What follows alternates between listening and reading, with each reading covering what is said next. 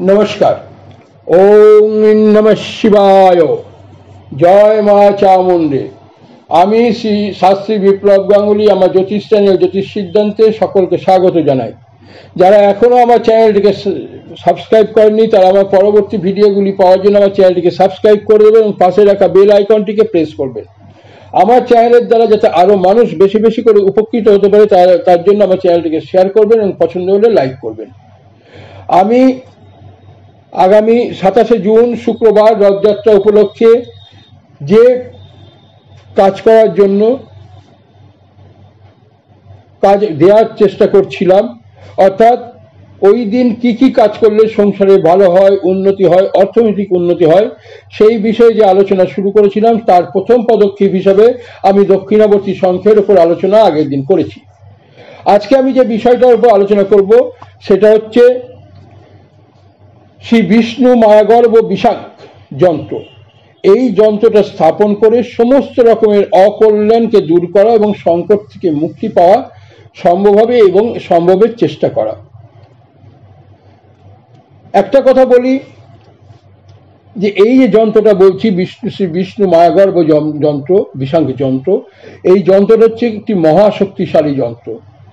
এই যন্ত্র যদি বিধিপূর্বক রচনা করা যায় এবং পুজো করে প্রতিষ্ঠা করা যায় তাহলে সমস্ত রকমের অশুভ কার্যকলাপ থেকে মুক্তি পাওয়া যায়, গৃহ সুখ সমৃদ্ধিতে পরিপূর্ণ হয়ে ওঠে, সমস্ত রকমের সংকট থেকে মুক্তি ঘটে। যন্ত্রটা আমি আমার আলোচনার শেষে আমি দিয়ে দেবো, মাঝখানেও দিয়ে দেবো, অসুবিধা কিছু নেই।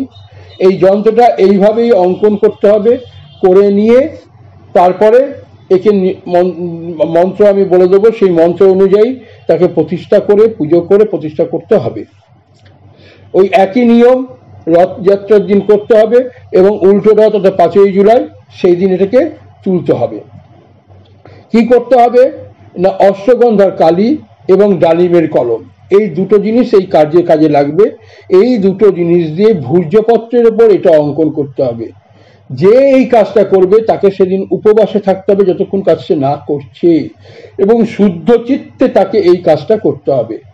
এইটা অঙ্কন করার পরে এই যন্ত্রের ওপর কেশর, চন্দন, হলুদের ফোঁটা, হলুদ রঙের ফুল, তুলসী পাতা, ধূপ, ঘি, যা হয়, ঘিয়ের প্রদীপ জ্বালানো ইত্যাদি দিয়ে নৈবেদ্য দিয়ে সাধ্যমতো প্রত্যেককে পুজো করে যন্ত্রটাকে প্রতিষ্ঠা করে নিতে হবে। এবং রুদ্রাক্ষ মালায় যদি কেউ ব্রাহ্মণকে দিয়ে কথা চায় করতে পারে, যদি কেউ মনে করে যে আমি নিজে করতে পারবো সেও করতে পারে, কোনো অসুবিধা নেই, নিয়ম মেনে করলেই হলো। কারণ একটা জিনিস মাথায় রাখতে হবে, ভক্তিতেই বিশ্বাস, অর্থাৎ ভক্তিতেই ফল। যদি ভক্তি না থাকে কোনো কিছু করেই লাভ হবে না। যাই হোক, তারপরে যে মন্ত্রগুলো জপ করতে হবে সেই মন্ত্রগুলো রুদ্রাক্ষমালায় করতে হবে এবং প্রত্যেকটা মন্ত্র 18 বার করে করতে হবে। আমি মন্ত্রগুলো বলছি। ওম বিষ্ণবে নমঃ, ওম বিষ্ণবে নমঃ। 2 নম্বর মন্ত্র ওম নমো নারায়ণায়, ওম নমো নারায়ণায়। 3 নম্বর মন্ত্র ওম অচ্যুতায় নমঃ, ওম অচ্যুতায় নমঃ। 4 নম্বর মন্ত্র ওম লক্ষ্মীপতয়ে নমঃ, ওম লক্ষ্মীপতয়ে নমঃ। 5 নম্বর মন্ত্র ওম জনার্দনায় নমঃ, ওম জনার্দনায় নমঃ। 6 নম্বর মন্ত্র হচ্ছে ওম শ্রী হরি নমঃ, ওম শ্রী হরি নমঃ। আর নেক্সট সবশেষ মন্ত্র ওম কেশবায় নমঃ, ওম কেশবায় নমঃ।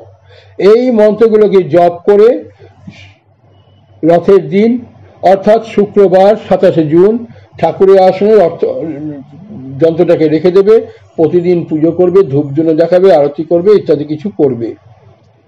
এবং উল্টো রথের দিন এটাকে ওই একইভাবে পুজো অর্চনা করে আরতি করে নিজের মনের ইচ্ছা জানিয়ে, প্রথম দিন থেকে নিজের মনের ইচ্ছা জানিয়ে যাবে এবং সেই দিনও সেই মনের ইচ্ছা জানিয়ে এটাকে উঠিয়ে নিতে হবে। নিয়ে লাল কাপড়ে মুড়িয়ে লকারে, ক্যাশ বাক্সে বা ঠাকুরের আসনে যেখানে সুবিধা হবে সেখানে রাখবে, প্রতিদিন ধূপধুনো দেখাবে। এই কাজগুলো করে যদি করা যেতে পারে তাহলে অবশ্যই গৃহে শান্তি ফিরে আসবে, সমস্ত রকম সংকট থেকে মুক্তি লাভ ঘটবে, অর্থনৈতিক অবস্থার উন্নতি হবে। যদি আমার চ্যানেলের বিষয়ে কারো কিছু বলার থেকে সে আমার কমেন্ট বক্সে জানাবে, আমি চেষ্টা করবো তার উত্তর দেওয়ার। আর কেউ যদি সরাসরি আমার সঙ্গে যোগাযোগ করতে চায় সে আমার হোয়াটসঅ্যাপ নাম্বারে যোগাযোগ করবে। আমার হোয়াটসঅ্যাপ নাম্বার হলো 9933422376, 9933422376। নমস্কার।